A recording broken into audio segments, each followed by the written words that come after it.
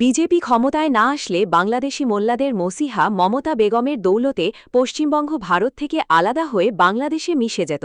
ভারতের বিরুদ্ধে বিদ্বেষ ছড়িয়ে যুদ্ধের হুঙ্কার দেওয়া বাংলাদেশি মোল্লাদের কড়া ভাষায় জবাব দিলেন হিন্দুত্ববাদী নেতা মিঠুন নাথ এবং বজরং দলের নেতা চিরঞ্জিত সিনহা। মিঠুন বলেন, বাংলাদেশি জেহাদিদের উস্কানির ফাঁদে কখনও ফাঁসবে না ভারতের রাষ্ট্রবাদী মুসলমানরা, আর যদি ফাঁদে ফেসে যায় তাহলে তারা নিজেদের পায়ে কুঠার মারবে। বাংলাদেশের তো চিরকালেরই স্বপ্ন ভারত দখল করবে, ওটার বক্তব্য শুনেছি। আরে মোল্লারা, ছাগলের বাচ্চাগুলা বাংলাদেশের, তোরা ওখান থেকে বসে বসে স্বপ্নই দেখতে থাকবি যে তোরা ভারত দখল করবি। দখল করতে আয়, তারপর যেরকম কালী মায়ের এখানে ছাগল বলি দেয় না, সেরকমভাবে তোদেরকে বলি দেব। তো বাংলাদেশে আছিস, সেখানে ভালো করে থাক। আর শুভেন্দু অধিকারী আর হিমন্ত বিশ্ব শর্মার মোদিকে তোরা চ্যালেঞ্জ ঠুকছিস। আরে মোদি আর হিমন্ত বিশ্ব শর্মা, যোগী আদিত্যনাথ, ওরা তো তৈরি হয়েছে তোদেরকে বাস দেওয়ার জন্যে। তোরা যে দিবা স্বপ্ন দেখছিস, ওদেরকে বলছিস মাপ চাওয়ার জন্যে। ওরা তো তোদেরকে ধ্বংস করার জন্য ওরা তৈরি হয়েছে।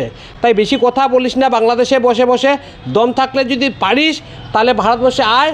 যেরকমভাবে বলছিস মুখে মুখে যে বাংলাদেশে বর্ডার ক্রস করে তোরা ভারতবর্ষের ভেতরে ঢুকবি, ভেতরেতে একবার ঢুকে দেখ, তারপর তোদের অবস্থা কী হয় তোদেরকে আমরা দেখিয়ে দেবো। আমাদের সরকারও তৈরি আছে, জনগণও তৈরি আছে এবং আমাদের বিএসএফও তৈরি আছে। সবসময় টার্গেট যে বাংলাদেশকে অলওয়েজ টার্গেট যে ইন্ডিয়ার যারা মুসলিমরা আছে ওদেরকে উস্কিয়ে ভারতবর্ষের ভিতরে যে অশান্ত তৈরি করা, ভারতবর্ষকে সবসময় অশান্ত করে রাখা ওদের সবসময় ওদের লক্ষ্য ছিল। এবং ওরা বাংলাদেশে বসে বসেই উস্কিয়ে দেওয়ার চেষ্টা করে। কিন্তু আমার মনে হয় যে ভারতবর্ষে যারা মুসলমানরা আছে ওরা ওদের উস্কানোতে ওরা পা দেবে না, কারণ ওরা জানে এখন ভারতবর্ষের হাওয়া কোন দিকে যাচ্ছে। ভারতবর্ষে এখন কোনো এরকম ধরনের যারা সাম্প্রদায়িক দাঙ্গা বা কোনো কিছু লাগানোর চেষ্টা করছে, আপনারা যারা দেখেন, ইউপিতে দেখেন, আসামে দেখেন এবং বিভিন্ন জায়গায় যারাই সাম্প্রদায়িক দাঙ্গা লাগানোর চেষ্টা করছে ওদের বিরুদ্ধে কিন্তু কঠোর ব্যবস্থা নেওয়া হচ্ছে। এবং বাংলাদেশি মুসলমানদের যদি উস্কানোতে ওরা পা দেয় তাহলে ওরা নিজেদের কুড়ালি মারবে। মানে নিজের দেশের তো চিন্তা নেই, নিজের দেশের তো খাওয়ার অভাব, ওদের তো নিজের দেশের কোনো ধরনের কোনো ডেভেলপমেন্ট হচ্ছে না, শুধু ওদের মাথার মধ্যে মৌলবাদী জিনিসটাই ভেতরে ঢুকে রাখা। শুধু ইসলাম ইসলাম ইসলাম ইসলাম খাতরে মে, ইসলাম খাতরে মে ইসলাম। আরে ভাই, কী খাতরে মে হে? কোথার থেকে ইসলাম খাতরে মে আছে? এরকম ধরনের বলে শুধু অন্য দেশের যারা মুসলমানরা আছে ওদেরকে উস্কানোর জন্য, ওটাই ওদের কাজ। ওদের আর কোনো কাজ নেই, মাথার মধ্যে এইসব ঢুকে বসে আছে। ওরা এরকম করে নিজের ধ্বংস ওরা নিজেই ডেকে আনবে। আরে ভারতবর্ষের সাথে পারবি তোরা? তোদের মানচিত্রের মধ্যে দেখিস তোদের স্থান কোথায় আছে, ভারতবর্ষের সৈন্যবল কতটুকু আছে, কী আছে, একবার কম্পেয়ার করে দেখিস। ভারতবর্ষ থেকে আর্মি লাগবে না তো, ভারতবর্ষের পাবলিককেই যদি সরকার ওটা দিয়ে দেয় তাহলে পাবলিকই এসে ওদেরকে শেষ করে দিয়ে যাবে। তৃণমূল কংগ্রেস তো ওদেরই দল ছিল। তৃণমূল কংগ্রেস তো ওরা তো মোল্লাদেরকে বাড়িয়ে রেখেছে। পশ্চিমবঙ্গে যত মোল্লাদের যে উৎপাত ছিল ওদের তৃণমূল কংগ্রেসের মমতা বেগমের জন্যই তো ছিল।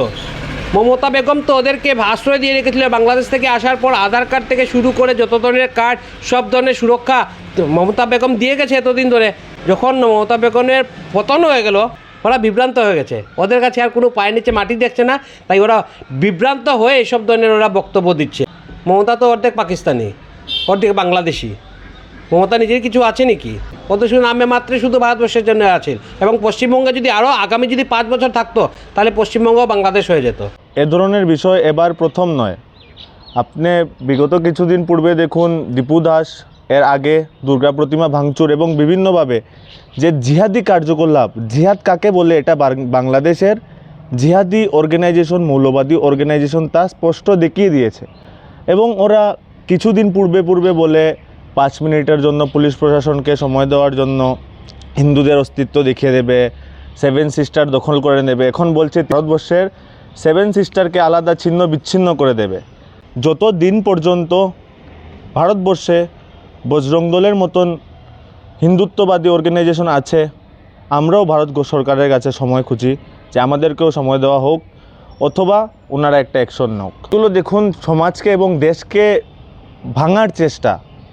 কারণ আমরা সবার কাছে একটা জিনিস স্পষ্ট, যেখানে ইসলামপন্থী মানুষ 100 জন আছেন, এখানে একজন হিন্দু পরিবার সেফ না।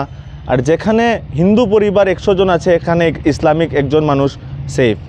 ওদের মেন্টালিটি আজকের থেকে নয়, আগামী দিন থেকেই ওদের মেন্টালিটি এরকম। কীভাবে হিন্দুর পতন, কীভাবে হিন্দুর মঠ মন্দির ভাঙচুর, মা বোনের বলাৎকার, কীভাবে মাটি দখল, এদের মেন্টালিটি এরকম। আর এখন বিগত কিছুদিন আগেও আমরা দেখেছি ইলেকশনের আগে কলকাতাতে কীভাবে হিন্দুদের উপর অত্যাচার, দুর্গা মূর্তির ভাঙচুর, মঠ মন্দির ভাঙচুর, তা আমরা সবাই দেখেছি। এখন কলকাতায় হিন্দুদের অস্তিত্ব দেখানোর সময় এ ধরনের কোনো জিনিস বাহিরের থেকে কোনো ইসলামিক অর্গানাইজেশন যদি চায় অশুভ শক্তির ডর দেখিয়ে কলকাতার হিন্দুদেরকে ডর দেখাতে পারবে, এটা ওদের ভুল ধারণা।